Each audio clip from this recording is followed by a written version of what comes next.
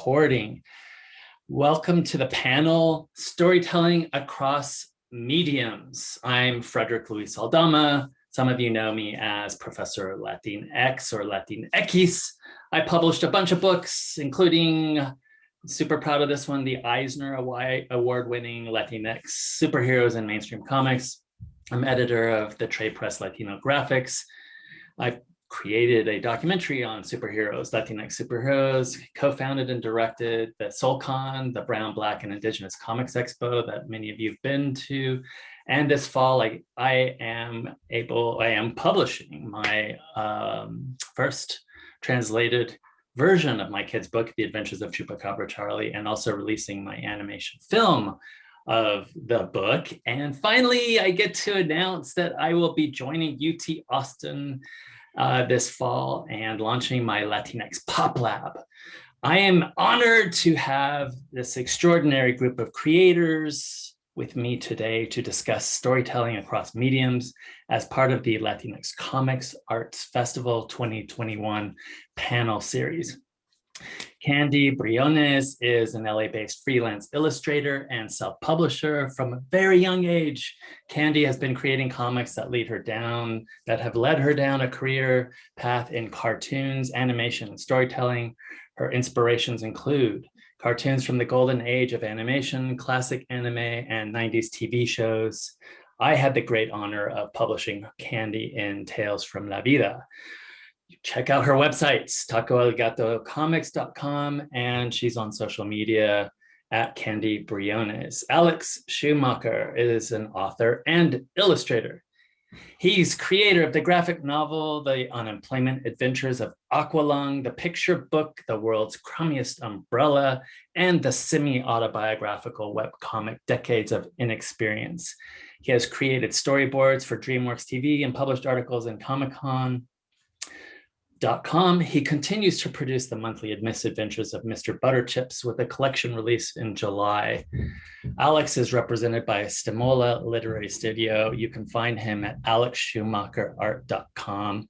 Jaime Crespo, also known as El Space Vato del Cosmos, is writer, drawer, deep thinker, coffee drinker, as I think we just saw, surfer, skater, but not candlestick maker. Oh, you're drinking water. Okay. He moonlights as a male model, and well, he's just an international man of mystery. I had the great honor also of publishing Jaime in Tales from La Vida. Check out his website, corntortillapress.com. He's also on Instagram, _real_comicsvato, and on Facebook, jaime.crespo.73. Carlo A. Flores, is an LA-based Emmy Award-winning designer, animator, director, and creator of The Mighty Luchador, Emmy Award-winning. Inspired by his own Mexican-American heritage, pop culture, and sci-fi, his work is a rich intersection of diverse topics. The colorful, bold characters of The Mighty Luchador allow him to examine themes of self-discovery, identity, and personal cultural exploration. He is currently a design lead on Facebook's Creative Shop team. You can find him at The Mighty Luchador at themightyluchador.com and also at carlosoutpost.com. Welcome. So awesome to have you guys here.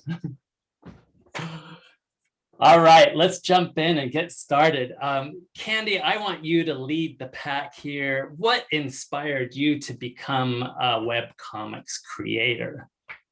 I guess it was more about like reaching out to the audience directly. It wasn't really like, I mean, I would read some webcomics here and there, but I decided to go towards webcomics because I could communicate with the people and I could read their comments, and I guess it feels more personal, like in more direct, and I could get feedback from them, and it's just nice seeing how they get excited for the story or characters, and it makes me more it motivates me to continue the story, and yeah, it makes me, I guess that inspires me as well.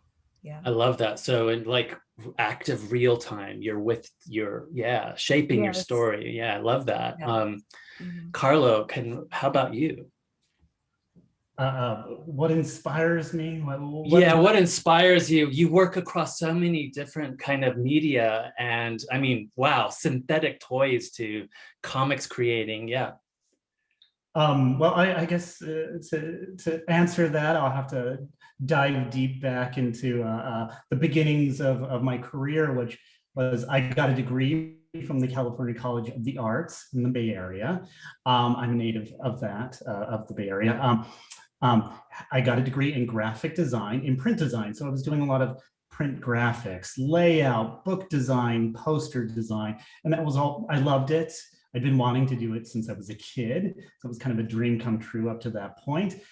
I started investigating motion graphics, and that was interesting in adding a narrative layer to art and design. But the eventual outcome of that was sort of exploring toys and sculpture. It just felt like the physical presence and eventual ending of design, graphic design. These are physical things that really interested me. And, I thought I'd explore. I loved the Moneys and the Dunnies out there, Kid Robot and all those other brands. I was really inspired by them. I was like, okay, well, how could I take my design career and interpret it and translate it into these physical sculptures? Beautiful. Alex. My initial objective in cartooning and comics was actually to be in a syndicated comic strip role. I grew up absolutely loving, the funny pages. And so in my 20s, when I was attempting to get into that field, it was sort of when newspaper circulation and the numbers were dropping. And of course, the income for syndicated cartoonists hadn't changed since the 1970s. So it seemed like that maybe wasn't the best avenue to follow if I wanted to become a full-time cartoonist. And so I ventured into comic books, and then I did children's books for a little while, and kind of serendipitously found my way into webcomics because it was a method for me to kind of dip my toes back in comics after being away from that specific milieu for a while.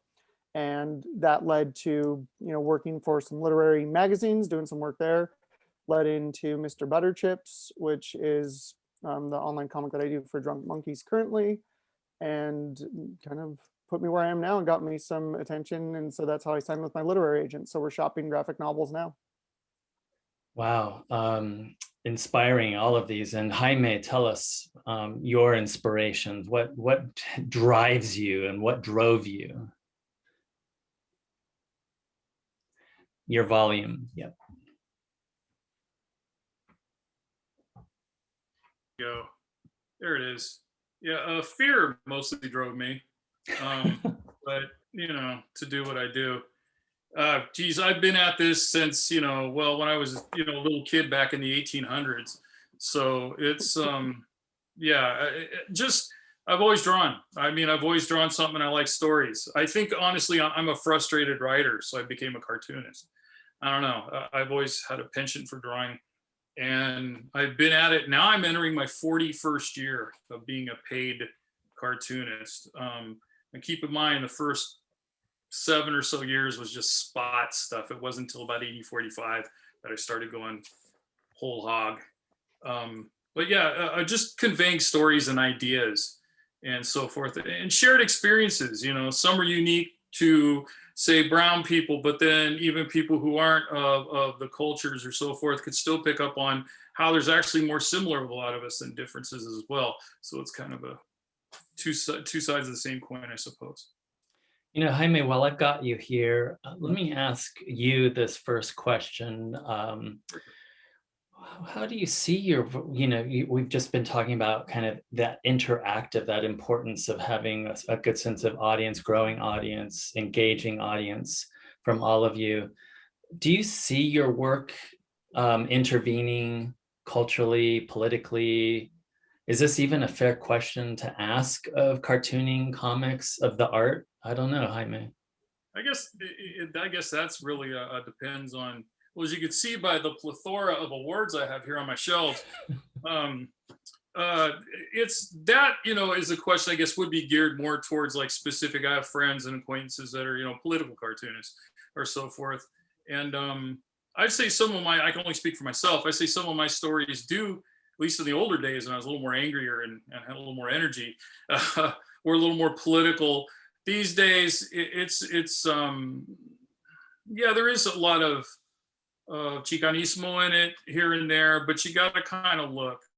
I got in a debate years ago with another fellow Chicano cartoonist who said my stuff wasn't Chicano enough. And I said, well, if I drew it, it's a Chicano did it, right? It doesn't matter. It's all, our stories are so vast and so wide.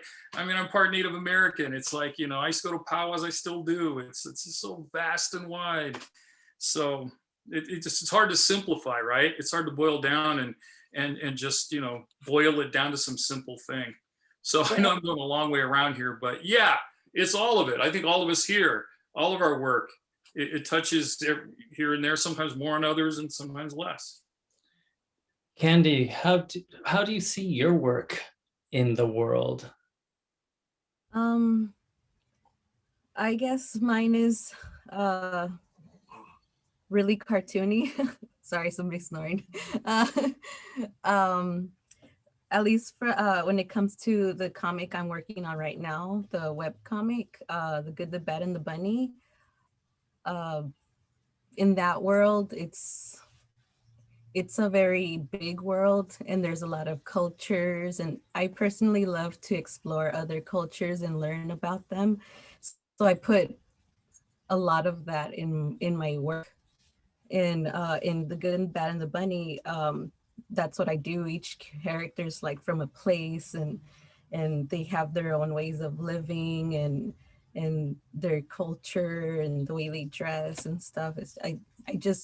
I find that really fascinating about the world. It's just how, we could just be miles away, and just by having that, we have our own even way of speaking, with accents and things like, I don't know, that just fascinates me.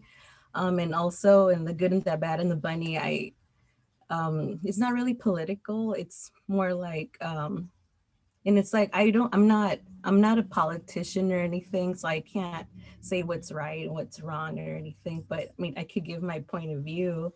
So it's more like about leaders and how personal experiences change the way they lead, and also it's very cartoony. So it's also about the animals in that world also, they're aware that humans are they're selfish and they use nature and animals, they're aware of it.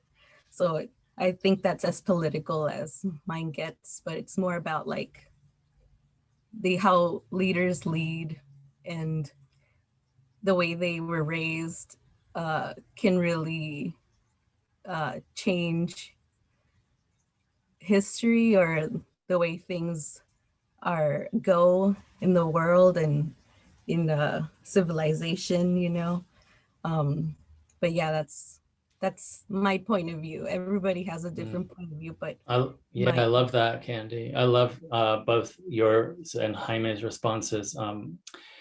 The idea of like really taking serious your subject matter and dialing in deep detail, and then letting it breathe outward, right, with its audiences, and connecting. Alex, tell us a little bit about how you see your work in the world.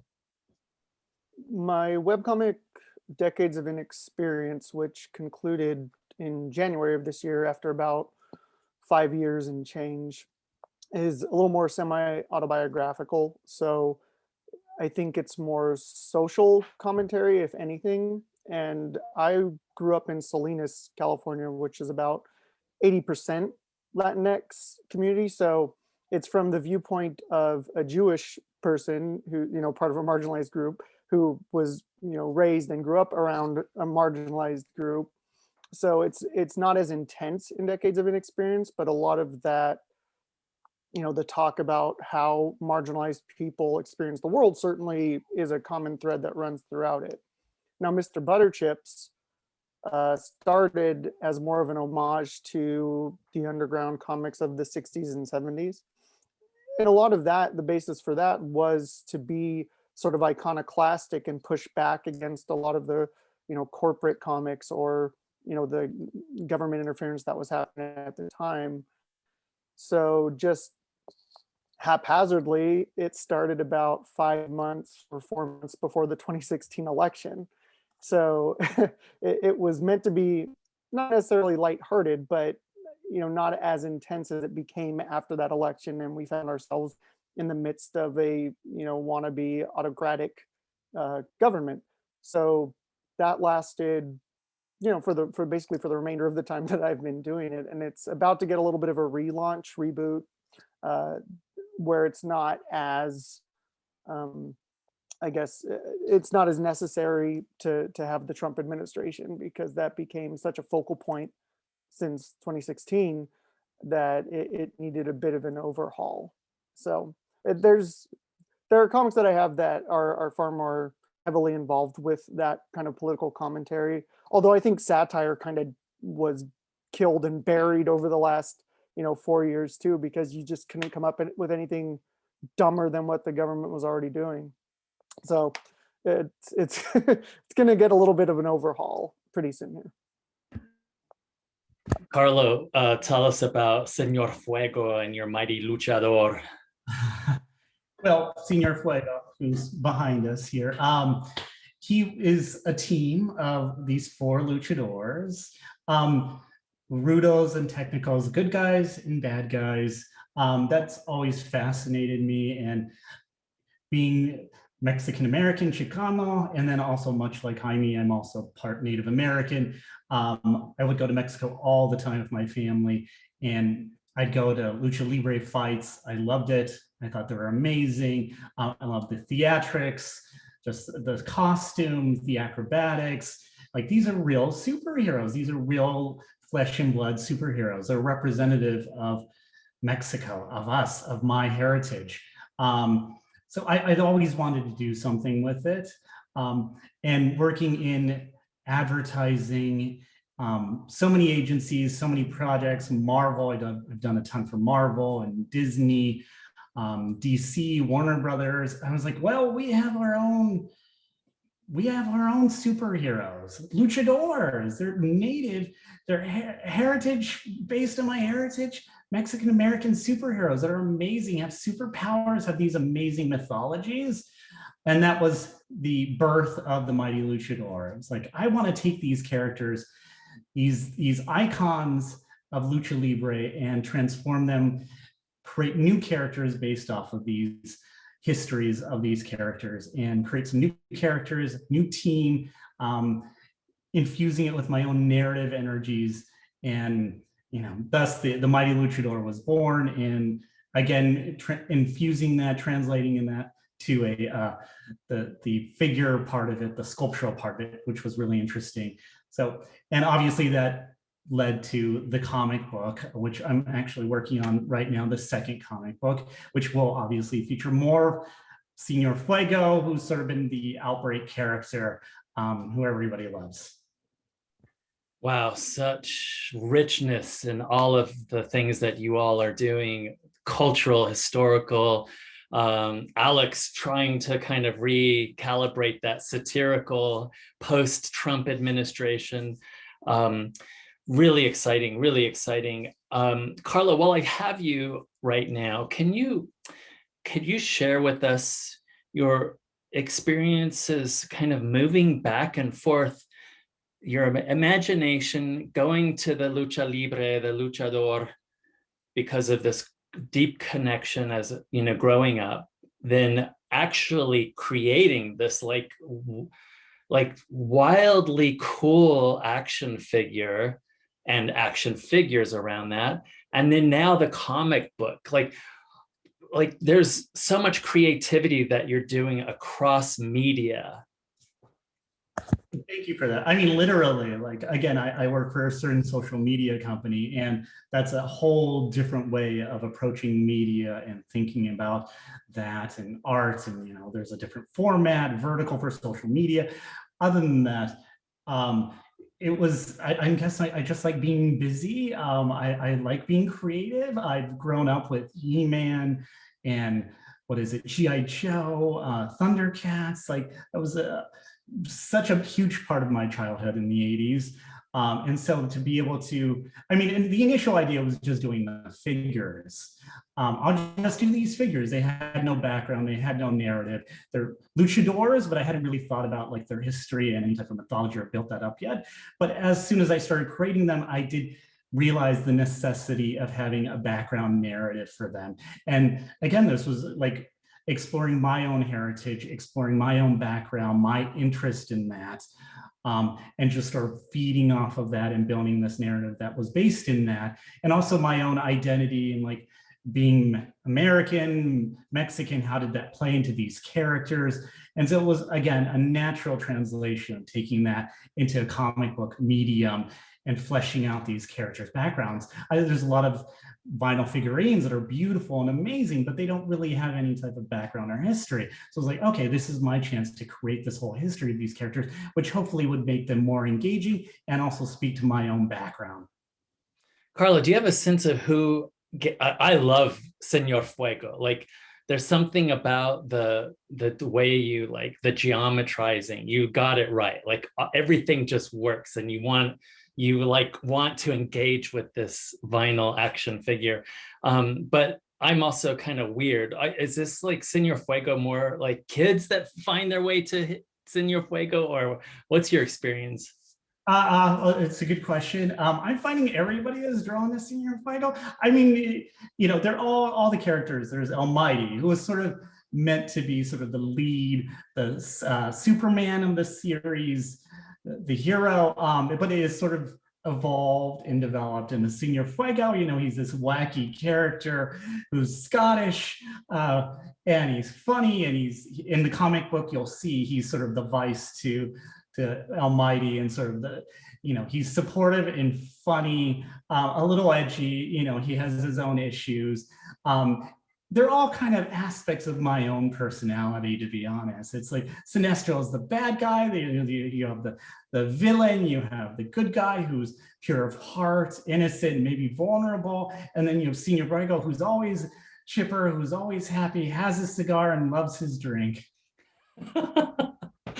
And he's an international man of mystery, like Jaime. I'm sure you've crossed paths with him. Candy, tell me about animation and webcomics for you. Like, these seem to be very different storytelling media, right? Yes. So I started in animation. It was mostly freelance stuff. So it was just small projects here and there. But as time went by, I started getting more into, I was getting more work in comics and children's books and things like that. So, I mean, since I was a little girl, though, I've always been making little stories and in comic strips just for myself, for fun. I just always loved it. Yeah, go back in my adulthood, I started getting more into comics again in stories. And that's when I started focusing more on my comics and Taco El Gato comics. And yeah, that's completely different. Animation is more moving, working with programs, and it's, you know, sounds and animation. But comics is, you know, the book and you read it. And yeah, very different. I'm not sure what the question was. Yeah, no, that's great. I mean, it's I see. I mean, I'll just be honest. I do see a kind of course, you know, your characters feel very like Oh, you could take them right out of animation, right? Almost. yes, yes. My style is very inspired by animation because that's where I started, and that's a lot of my inspiration comes from animation. That's why my cartoons, they look very cartoony. And yes, if I could have a team, maybe I'll do a full animation like series, like online. But at the moment, I'm just working on the story and seeing how many people are interested. And I mean, a friend and I, we did a little commercial, a little trailer for the comic, because originally it was going to be actually a visual novel game, and that couldn't happen because I need to learn more about programming. I try to do it on my own, but it was kind of tough, so I have to go and learn that. But there's a what do you call it? There's a preview of the game online that you could find on my website. But right now right now the comic is on Webtoons and you can read it, but the game, the demo, there you go. The demo is on my website, so you could go read it. Has music, but it's mostly reading, and it's kind of like choose your own adventure, but that's for the future. I might do a Kickstarter in the future, but right now I'm actually kind of occupied. I still post once a month for my webcomic, but at the moment I'm kind of my hands are full. I have a lot of projects because I am also a freelance artist. So yeah, so you gotta put the food on the table, right? So yeah, exactly. but I could see all of you guys, all of your creations becoming board games even, or card games and stuff, right? That would be really exciting. And maybe you guys are already thinking about that. Alex, let me pop this over to you. And just ask you, like, straight up, like, what are some of the pros and cons of creating a webcomic? Well, it's definitely a bit of a double-edged sword, because on the one hand, you don't have to contend with, gatekeeping or censorship, and you really have the freedom to write, draw, and post really whatever you want. It's all under your control. But at the same time, you are then acting as, oftentimes your own editor, your own marketing department, your own publicist. So if you're not exactly, you don't exactly have the business acumen to do that very well, which I certainly don't, it can be difficult, and it can be tough to sort of find your footing in the vast ocean of, other, online comics and, animated series and whatever it is. It's very easy to get lost. So I think the pros are just that you have the freedom to say and do, what you want, and the freedom to connect, like I think Candy had sort of talked about it before. You have the ability to connect directly with your audience, and speak directly to them, deliver your content directly to them. But at the same time, it's your responsibility to find them and to, cultivate that audience and that readership, which can be incredibly difficult when you're somebody like me who is absolutely just, not experienced in doing that at all. So I typically tend to partner myself with, other publishers or online magazines, like I did with, Butter Chips to begin with, because I find that the extra help and the extra encouragement is necessary. Because if left to my own devices, number one, not only will I have difficult finding an audience, but number two, I'll just procrastinate, and I find that I need the deadlines to actually continue to be productive. And especially over the pandemic, I think most people, I think, have found it increasingly difficult to try and be creative and try and be productive during this time, because it's been tough. So, yeah, that's really great, Alex. I'm glad you brought that up too. And I'm sure Carlo has like all sorts of creative algorithms, but it's the kind of Netflix phenomenon, right? Yes, we love it, the internet, and we love the streaming platforms, but it's also, unless you are like the top 10 Netflix show, you're going to get lost, and so it's emancipating, it's freeing, but it's also kind of daunting, right? Yeah, it's liberating, but it's also terrifying. But the Mhm. other thing I wanted to touch on too was one of the interesting things about the pandemic was I think there's been this sort of spotlight that's been shown on just how important and integral the arts are to people, because we're all at home and we don't have many other things going on a lot of the times in our lives. So I think those of us who have been creative are already understood and acknowledged the importance of the arts, but I think maybe there's some sort of transcendent awareness that's been happening with everybody else because of this, and it's just been Yeah. recognized how needed it is. Let me pop this over to our veterano Jaime, our cosmonaut, and ask Jaime, 41 years, you've been creating cartoons, comics in all different media. So we're not, maybe not web comics to animation, but, staple together comic, zine to, book comic, etc. Can you share a little bit about your experience? Oh man.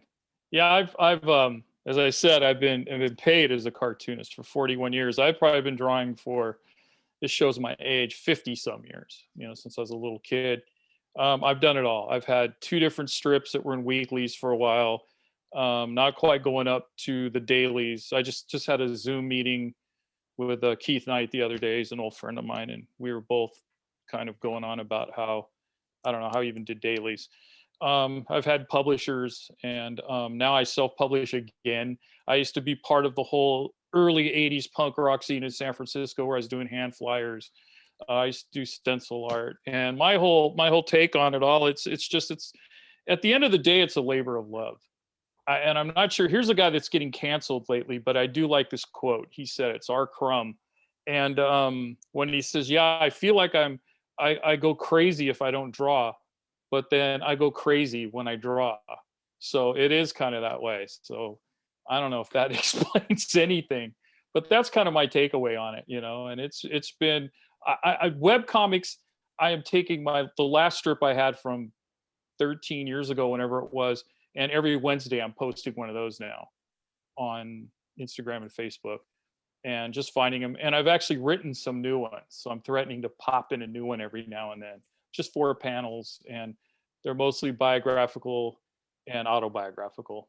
So I noticed too that you have in a way, it's a kind of a teaching by other means, your podcast, your video cast. I think several of you though do this, and that's just kind of my next question, which is really, how do you, where do you see, or if you're able to, given that our time is limited, your kind of self as a teacher, as an educator, in whatever space and whatever means, whatever medium, doesn't have to be inside the classroom. Candy, I know you talked about, you've got to make money and you're a working illustrator. Where do you see yourself, or the time, where do you find the time even to be able to kind of educate new generations like you that when it comes to the arts, I've never really taught before, but I shouldn't say that. I've taught, but in person, and it's been more of like a one-on-one thing. I do best like that. I'm very good with with public speaking, even with kids. But yeah, one-on-one, I do okay. And I've done that. Right now, I'm weird because I do okay time management by myself. It's just when I'm working with other people is when I don't, I think I work best by myself. I think that's what it is. Yeah. So I Yeah, find there's time. there's something wonderful about collaboration, but right, Yes. it can also be kind of a disaster. I've had good experiences too with other people also. Mm, Yeah, we yeah. just have to be in the same page. But I guess I just realized that I work best by myself. But yeah, I've had good experiences with other people. I do things with my other artist friends. Also, we work on little comics and things like that.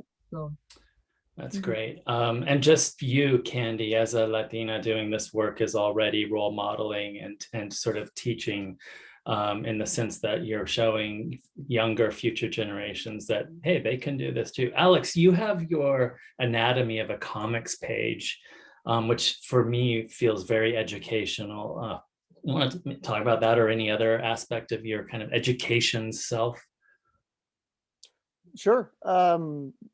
I had done, a couple of sporadic classes with the Monterey County Boys and Girls Club and a couple of other uh, established places like that. But with the Anatomy of a Comics page specifically, that was done by the literary agency that represents me. They had an initiative.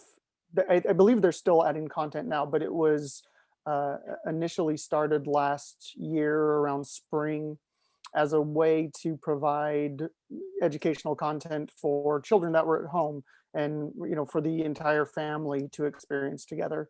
And it was called Stamola Live. It still is called Stamola Live on YouTube. So they were asking clients if they wanted to participate, if they wanted to provide some content, and I was asked to do something about the creation of a comics page. And my initial thought was just that, to do sort of a 101, a very basic overview of the components that comprise a comics page. So I did that, but then I recently started a YouTube page. I was urged by some friends online, some podcasters, reviewers, people that know of my work, said, a good way to advertise yourself and a good way to promote your work is to have a YouTube page with tutorials on it and workshops. So I did start that very recently, and I'm putting things up like inking tutorials and just some very basic cartooning aspects. But I never thought of myself as an educator, and I'm very self-deprecating and tend to view my work as being in progress and needing a lot of polishing. But then you look at where you are in the pantheon of cartoonists and aspiring cartoonists, and there are plenty of people who could look at all of our work in this panel and get something out of it, find something to elevate their own techniques, I guess, or their own work, or maybe look at my work and see what not to do. Let me pop this over to Carlo. Carlo, education spaces or even outreach spaces, right? Do you want to share a little bit of that part of your life?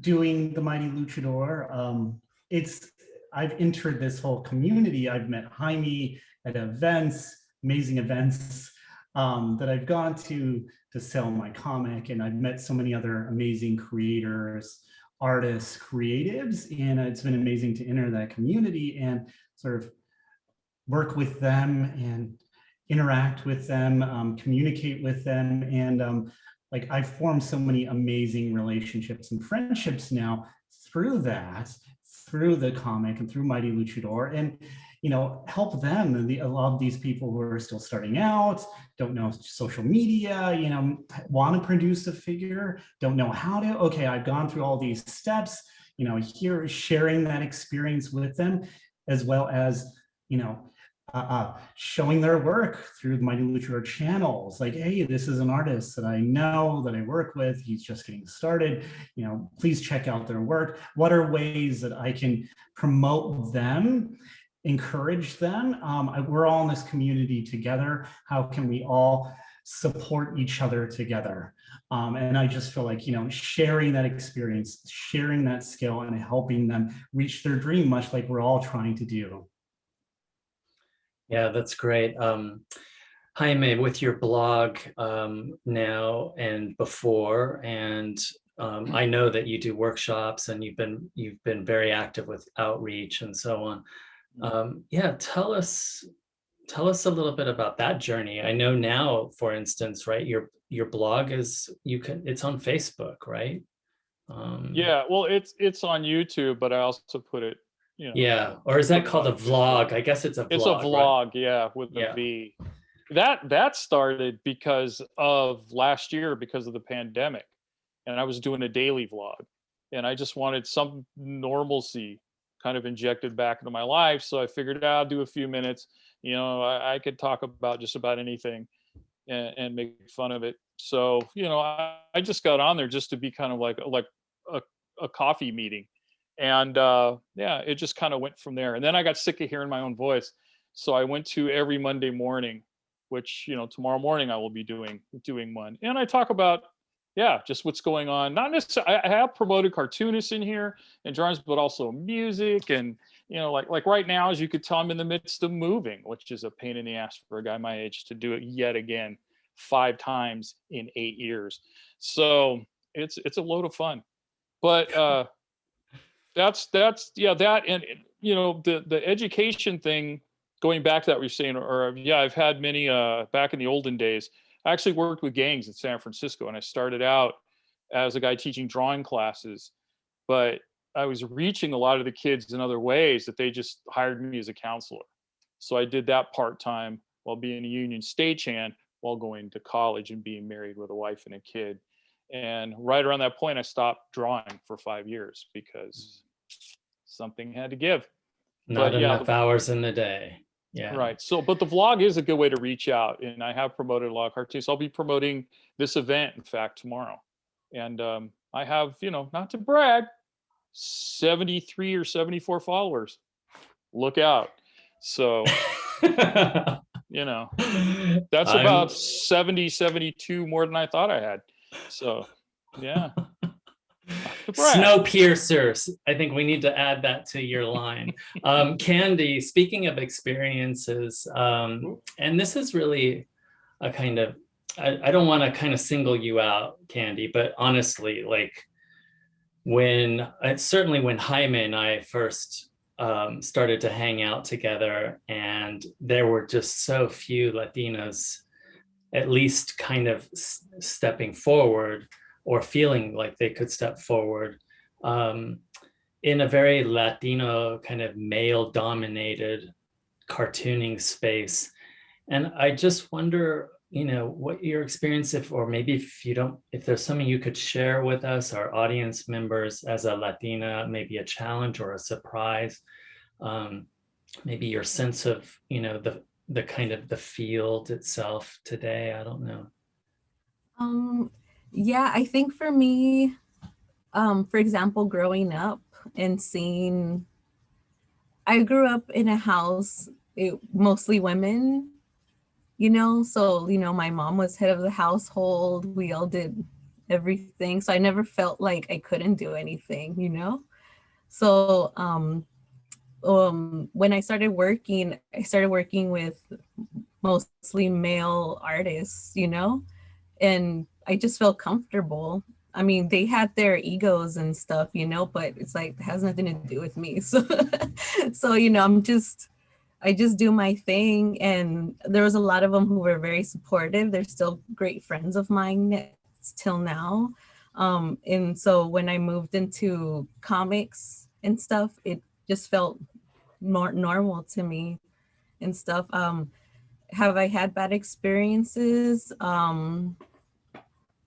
I'm pretty sure I have, but you know, when I do have it, I face it directly, and then I don't have any problems. But yeah, it's been everybody's been welcoming. I never felt anything. if I did face challenges, I think I overcame them. And yeah, everything's good. But I do understand it's different for, I've heard horror stories. So I can't speak for every Latina creator. And, but I could speak for my own experiences, and sometimes there is some weird stuff, but like I said, I handle that. And I think, I guess once you kind of, I don't know, but I just, for me, it was kind of smooth in my experience, and I just feel comfortable. Well, that's really great to hear, Candy. Yeah, really great. It's what we all hope, you know, you would feel. So thanks. You know, as we start to wind this down, this is a kind of two-parter maybe question, and maybe Carlo can kind of chime in at the end here, given your expertise, Carlo, on marketing and all of that. But, you know, when you're, we can start with Jaime on this. When you're creating your stories, who is your ideal audience? But then are you also inclusive of wanting to be inclusive of larger audiences? If that makes sense, Jaime. You always, I think everybody here, you always want to have a larger audience, you know, inclusive. Um, I don't think too much about, you know, is this going to include this group or who's going to pay attention? Because they're just stories I want to get out there. I guess the better part of this, I'm just hoping, you know, that it can create. And as I've said before, I feel is successful when I can touch one person. If one person can, from Ox Butt, Iowa or whatever, says, oh yeah, I had that same thing happen to me, you know, I've done my job, you know. But yeah, you definitely hope it's the biggest audience you can. I think I tend to stay more on a literary bend, only in the sense of, like we've talked about before, like Bukowski or Steinbeck or God knows, you know, Ted Berrigan or somebody. But yeah, that's what you're hoping for. So I don't know, and I can only speak from my experience. I'm horrible at marketing, as you can plainly see. You know, even though I'm a male model and all, but you know, it's footwear, by the way, male model footwear. So I thought it might have been beard wear. well, Alex, yeah, these times, yeah. Alex, tell us about your when you're creating, and do you have an ideal audience in mind? I mean, my ideal audience are people who like my work. It's, I think when you start to, you know, overthink or overanalyze things like, who am I writing for? Who am I drawing for? It's easy to get in your own way a little bit.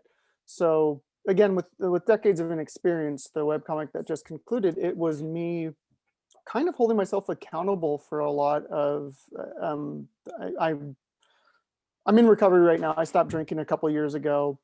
Decades of an experience is a way for me to hold myself accountable for some of the, you know, more untoward things that I've done, and you know, kind of calling myself out for that. And also, again, you know, a part of being a marginalized group, living around another marginalized group, and just how that affects the way that you not only perceive the world, but how you navigate it too. And you know, part of that is being careful about what you say and who you say it to. And the nice thing about webcomics is I didn't have to think about that. I didn't have to think, well, what is, you know, is this editor going to publish it because maybe it, you know, insults a portion of their audience. And with Mr. Butterchips, I'm sure I alienated basically everybody on the right side of the political spectrum. But also, you know, that's part of being a cartoonist, is you're not going to please everybody. And so if your goal is to try and, you know, please everybody, then you're just setting yourself up for disappointment.